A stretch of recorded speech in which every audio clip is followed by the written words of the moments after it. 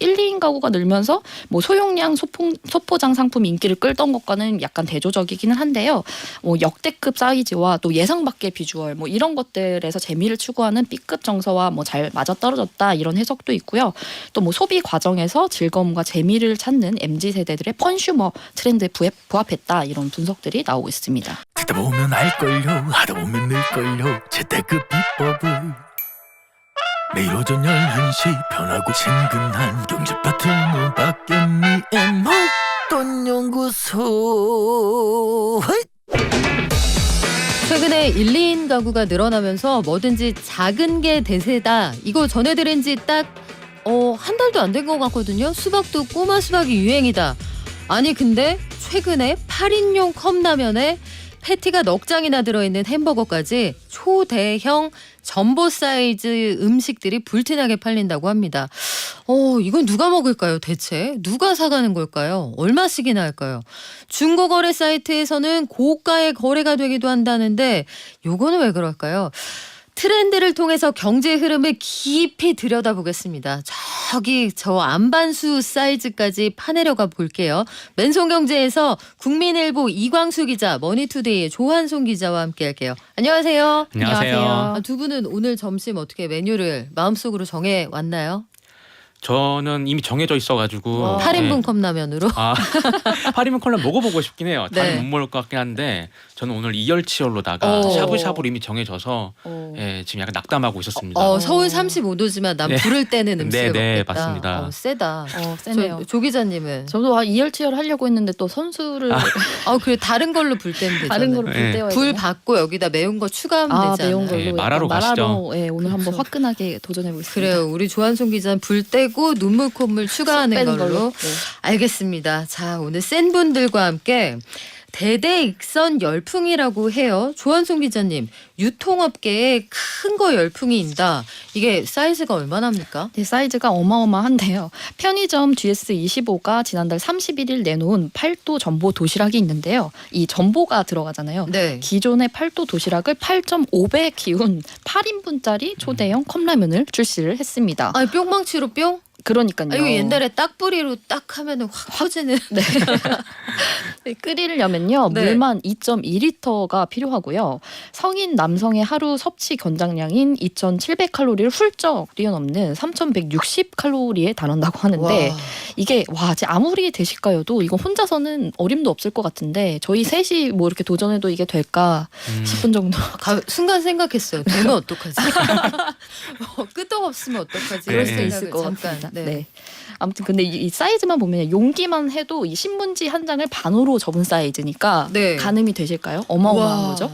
네. 딱 유튜브 각이네요, 진짜. 그렇죠. 그래서 라면 사리 8개, 분말 스프 3개, 플레이크가 2개가 동봉이 돼 있다고 하는데 누가 사 먹을까 싶지만 네. 이거는 지금 구하기가 어렵습니다. 이게 출시 3일 만에 5만 개 물량이 모두 팔려나갔다고 하는데 이건 하나에 얼마씩이나 해요? 하나의 가격이 8,500원이니까 어? 가격도 만만치 않습니다. 근데 생각보다 그 주는 용량에 비해서는 괜찮은 가격 아니에요? 그렇게 보면 그럴 수도 있고 셋이서 나눠 먹는다고 치면 그렇죠. 네. 한 2,000원 돈이 되겠죠. 근데 이 8,500원짜리 라면이 현재 중고 거래 사이트에서 최고 3만 원에 팔리고 있다고 합니다. 이 와중에. 네, 이 와중에. 그래서 저희 기자들도 하나씩 이렇게 받았는데 그거를 뜯어서 먹은 게 아쉽다. 이걸 이렇게 회자가 될 줄 몰랐다. 이런 얘기도 하고 있습니다. 야, 살다 이제 라면과 함께 찰칵 인증샷. 그러니까요. 이게 끝이 아니라 제가 이 햄버거 이름을 보고 굉장히 놀랐는데 네. 이것 좀 준비해왔어요. 한 번에 쓱 해보려고. 네. 버거킹이 4월 선보인 쿼트로 맥시멈 미트 포커스 더 어메이징 얼티밋 그릴드 패티 오브 더 비기스트 포 슈퍼 미트 프릭. 네, 이게 39가의 이름이 놀랍게도 잠깐만요. 지금까지 얘기한 게 햄버거 한 개 이름이에요? 이름이에요. 네. 이게 세트 아니고? 세트 아니고 한 개 이름인데 햄버거 정말 하나요. 뭐 김, 수한무, 바둑이와 거북이. 그러니까 쉽지 않은데 이 햄버거도 전보 사이즈의 트렌드를 잘 보여주는 사례인데요. 네. 39자에 이르는 이 제품명과 패티가 4개씩 들어가는 이 특대형 사이즈로요. 출시 때부터 아무래도 주목을 받았는데요. 첫 주 판매량이 예상 판매량의 150%를 넘었다고 하니까요. 굉장히 인기가 좋은데 이 39자의 이 플레임을 빠르게 입력할수록 당첨 확률이 높아지는 이벤트도 했는데 2주간 뭐 8만 명 이상이 참여할 정도로 이 SNS 상에서 굉장히 굉장히 화제가 됐습니다. 여기서 또 끝이 아니라 네. 빵도 있거든요. 그 편의점 GS가 지난 1일 내놓은 해자로운 맘모스 빵이 있는데 웬만한 성인보다 이렇게 머리보다 사이즈가 크다고. 성인 머리보다 머리보다? 빵 사이즈가 네. 크다고요? 개개별로 차이는 있겠지만요. 크다고 하고요. 그래서 이런 빵을 내놨는데 이게 무게가 420g이고요. 이 빵 열량이 1617칼로리에 빵 2개 사면은 아령 하나, 영차. 빵을 이렇게 메고 가야 돼요. 네. 가격도 4,900원이나 한다고 합니다. 야. 이게 약간 상식을 뛰어넘는 수준이잖아요. 그쵸. 이런 특대형 대용량 제품이 인기를 끄는 건요. 이 1, 2인 가구가 늘면서 뭐 소용량 소포장 상품이 인기를 끌던 것과는 약간 대조적이기는 한데요. 뭐 역대급 사이즈와 또 예상 밖의 비주얼 뭐 이런 것들에서 재미를 추구하는 B급 정서와 뭐 잘 맞아떨어졌다 이런 해석도 있고요. 또 뭐 소비 과정에서 즐거움과 재미를 찾는 MZ 세대들의 펀슈머 트렌드에 부합했다 이런 분석들이 나오고 있습니다. 근데 지금 얘기를 들어보면 칼로리도 어마무시하지만 사이즈가 일단 혼자 도저히 먹을 수가 그럼요. 없는 양이거든요. 이게 국내에서 소화가 가능하려면 그 떠오르는 분이 몇 분 안 계세요. 햇님, 쯔양 이런 분들 예. 외에는 불가능할 것 같은데 유통가에서 이거를 내놓는 이유가 뭐예요? 일단은 핵심 공략 중에 앞서 말씀하신 그런 먹방 유튜버가 되겠는데요. 이 먹방은 이 옥스퍼드 영어 사전에도 한국어로 먹방이 이렇게 오. 등재될 정도로 이제 네. 국내뿐만 아니라 세계로도 굉장히 트렌드가 확산이 됐는데 이런 제품들의 이 뭐 햄버거도 그렇고 이런 제품의 컨셉이 워낙 독특하다 보니까 아무래도 이 먹방 유튜버들이 소재로 활용할 가능성이 굉장히 높겠죠. 그래서 이 유튜버를 통해서 젊은 고객층을 사로잡겠다 약간 이런 전략이 숨겨져 있는데요. 실제로 유튜브에 이 전보도시락 10분 안에 먹기 등 이런 검색을 해보면 각종 먹방과 쇼츠 영상이 많이 나오고요. 그래서 소비 과정에서 뭐 즐거움과 재미를 찾는데 어느 정도 영향이 있다. 뭐 이렇게 분석을 하고 있고요.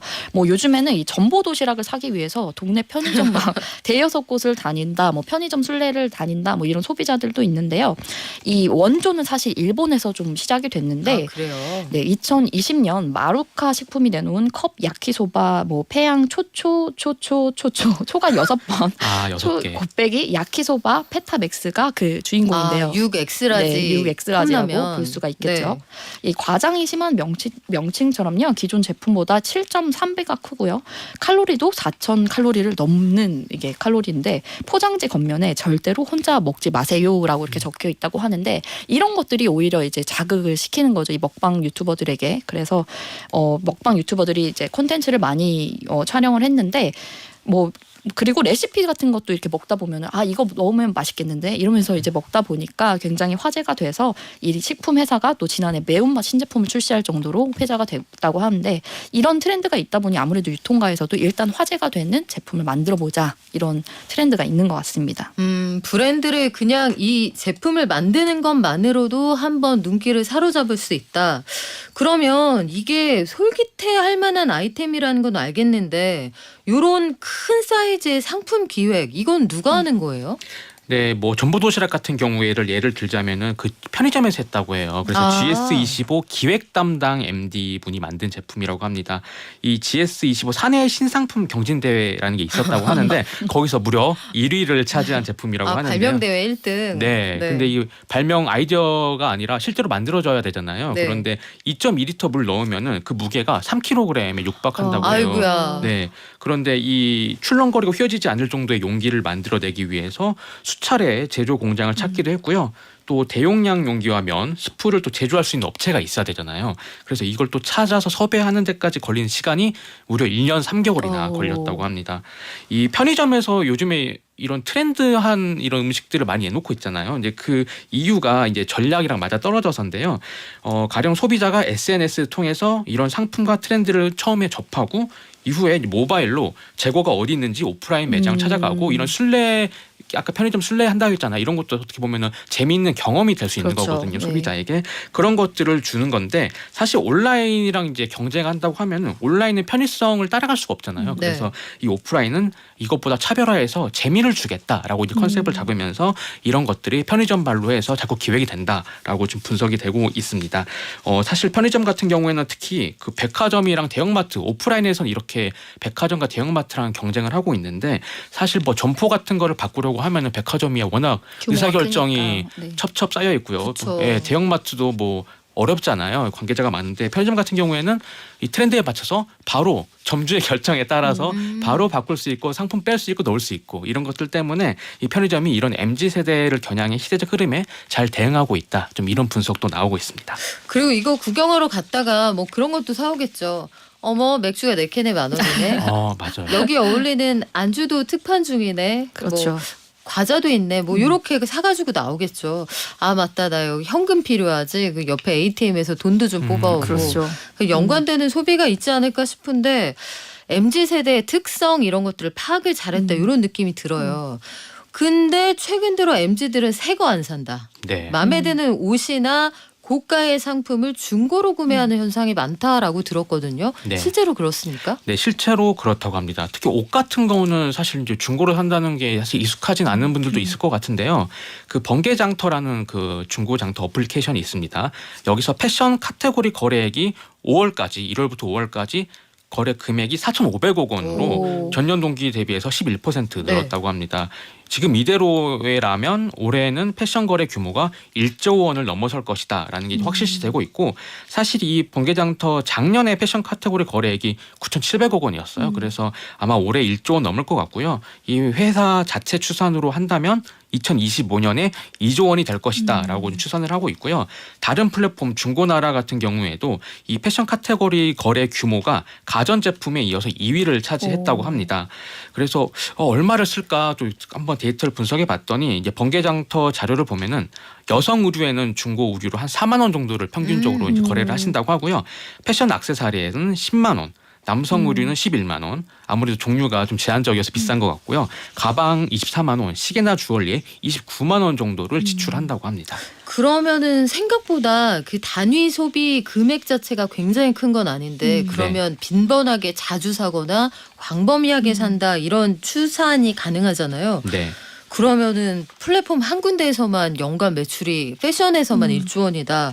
플랫폼 이용하는 분들 젊은 세대들이 이쪽으로 굉장히 많이 몰린다는 뜻이겠네요. 네, 맞습니다. 사실 아무래도 이제 중장년층 같은 경우에는 번개장터 막 잘 쓰시는 분들이 있지만 네. 일단 주 이용층이 MZ 세대거든요. 그래서 번개장터 거래량 중에서 MZ 세대 비중이 78%로 좀 추산이 됐습니다. 그래서 젊은 세대들이 옷을 중고로 사고 판다라고 이제 결론을 내릴 수가 있는데요.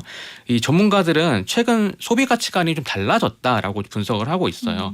이게 남들의 시선 꼭 새 걸 사야 된다는 것이 아니라 내 만족이 중요하다, 내 활용도가 중요하다라고 하는 것이 좀 2030 세대들에게 중고 의류는 더 이상 단순히 헌옷이 아니라 좀 나를 좀 돋보이게 할 수 있는 그런 하나의 수단이라고 분석이 되고 있고요. 또 최근에 소개해드렸다시피 저번에 Y2K 패션 유행이잖아요. 네. 그래서 이런 스트리트 패션이 트렌드를 이끌면서 좀 팬덤이 형성된 업체들이 있어요.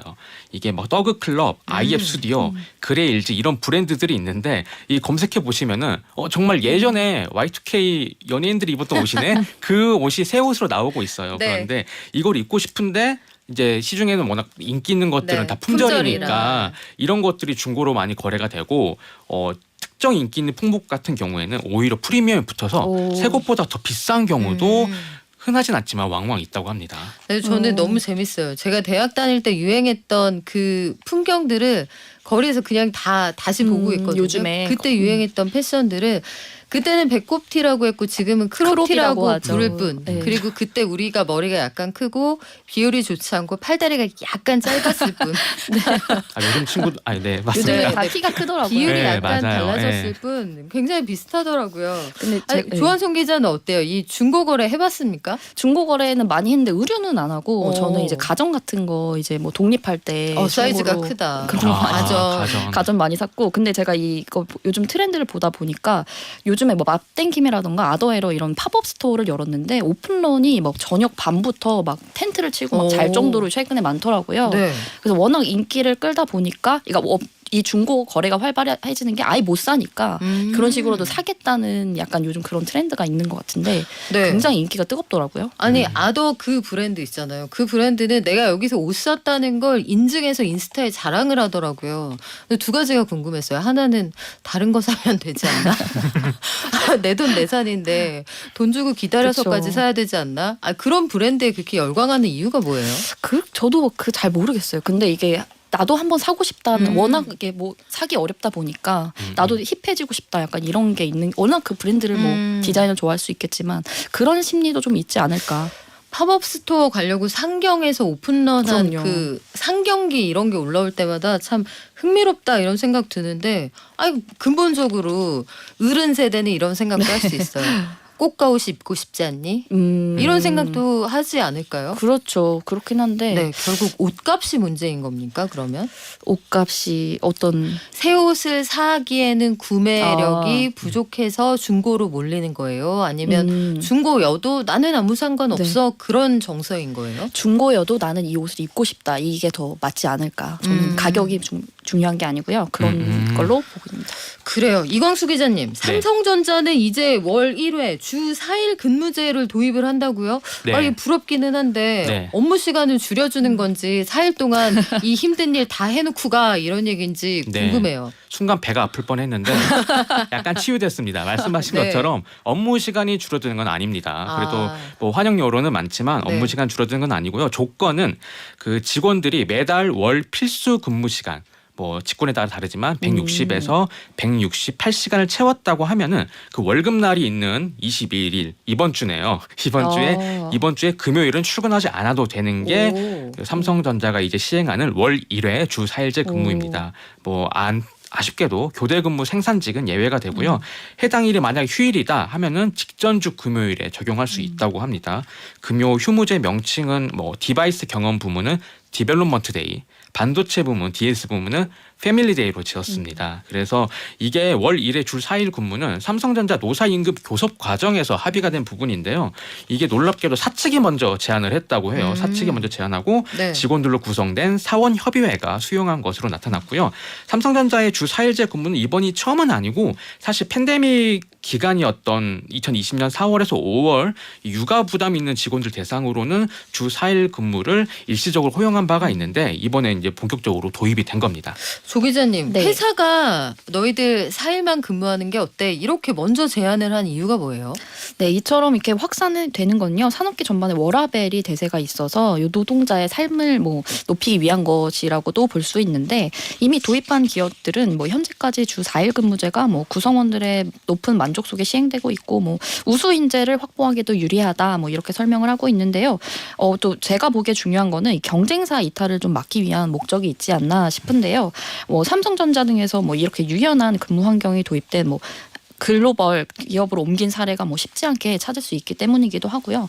뭐 경기 성남에 있는 판교 테크노밸리에 있는 뭐 일부 정보통신기술 뭐 기업이나 스타트업이 주 4일 근무제를 도입해서 뭐 유능한 엔지니어들을 뭐 빨아들인 것도 검토에 들어간 배경이라고 볼 수 있을 것 같습니다. 그래요. 유능한 인재를 뺏기지 않으려는 노력의 일환이기도 하다. 자, 그리고 새롭게 전선을 확대하고 있는 그런 유통업계의 전쟁 이야기. 네. 확대되고 있는 쿠팡 대 CJ의 전쟁 이야기도 가져오셨는데 지난주에 저희가 신세계가 CJ 제일제당하고 손잡고 반 쿠팡 전선을 확대하고 있다 이런 말씀 잠깐 전해드렸거든요. 근데 쿠팡이 반격에 나섰습니까? 네, 그 8일 이후로 굉장히 이제 공방전이 좀 이어졌는데요. 쿠팡이 11일 돌연 이 국내 식품 시장에서 수십 년간 독점 체제를 구축하던 이 독과점 식품 기업의 제품이 쿠팡에서 사라지면서 뭐 중소 중견 기업의 제품 판매량이 뭐 급증했다 이런 보도 자료를 좀 배포를 한 건데요. 이 앞서 이 CJ 제일제당을 좀 저격한 건 아니냐 뭐 이런 얘기가 있었는데 뭐 직접적으로 언급하진 않았지만 뭐 그렇게 겨냥한 것이라는 분석이 많은데 이 쿠팡이 분석 대상으로 삼은 이 즉석밥 시장에서 CJ 제일제당의 점유율이 60% 이상을 차지하고 있기 때문인데요. 그러면서 요즘에 이런 뭐 공방이 나타나고 있습니다. 그래요. 보도자료를 배포하고 여기서 독과점 식품 기업이라고 네. 이렇게 표현한 요 부분이 좀 누구라고 얘기는 하지 않았는데 네. 시장 점유율이 60% 이상인 즉석밥 회사는 딱 하나밖에 없더라. 네. 우연치 않게. CJ 제일제당도 가만히 있지만은 않았겠어요? 네, 그래서 CJ 제일제당은 또 다음 날 이제 팀원과 손잡고 우리들은 이제 제품을 많이 팔아보겠다 네. 이러면서 연합을 구축한 건데요. 이제 CJ 제일제당 경우에는 이제 쿠팡 이외에도 타 채널들과 손잡고 협업을 계속 이렇게 강화하고 있었거든요. 뭐 네이버 쇼핑이라든지 뭐 신세계 유통 3사와도 손을 잡았는데 이제 티몬까지 하면서 이제 우리는 연합 체제를 좀 더 넓혀가겠다. 그러니까 쿠팡 아니어도 우리는 팔 데가 많다. 이런 식으로 또 자료를 배포하고 나선 겁니다. 자, 너만 친구 있어? 나도 친구 있거든. 그래서 친구를 데려왔어요. 네. 그랬더니 티몬까지 합세를 하자 쿠팡이 재반격에 나섰습니다. 이번에는 어떤 카드를 들고 나왔나요? 이번에 또 다른 친구 데려왔는데요. 하림을 데려왔습니다. 아, 이번에는 닭고기가. 네. 하림도 사실 이제 CJ랑 겹치는 상품군이 있습니다. 네. 그래서 하림이 더 미식이라는 브랜드가 있는데 여기에도 즉석밥이 나오거든요. 그래서 이제 이 즉석밥 3종 세트를 쿠팡에서 100원에 판매하는 행사를 진행을 했습니다. 백미밥, 귀리쌀밥, 오곡밥 한 개씩 구성된 원래는 7,100원짜리 세트거든요. 그런데 100원에 준다 이런 행사를 진행을 했고 이날 준비한 수만 개 제품이 10분 만에 완판됐다고 해서 저도 개인적으로 굉장히 아쉬운데요. 업계에서는 이 하림이랑 쿠팡이 앞으로도 계속 고객을 위해서 네. 손잡고 이런 특가 행사를 정기적으로 진행할 것으로 지금 전문가들이 전망을 하고 있고요. 사실 하림이 후발업체예요. 그래서 잘 모르는 소비자들도 많고 사실 쿠팡에 이렇게 단독으로 이벤트 걸기도 어려운 그런 상황인데 지금 앞선 1년의 상황 덕분에 이제 좀 하림이 수혜를 볼 수 있는 그런 지금 상황으로 분석이 되고 있습니다. 업체들끼리 전쟁을 하니까 어쨌든 소비자는 후생이 좀 올라가는 그런 효과가 있긴 있는 것 같은데 요거 어떻게 결론이 날지 한편으로 흥미롭기도 하고 한편으로는 이럴 일인가 싶기도 하고 좀 지켜보겠습니다. 지금까지 맨손경제 조환송 이광수 기자였습니다. 고맙습니다. 감사합니다. 감사합니다.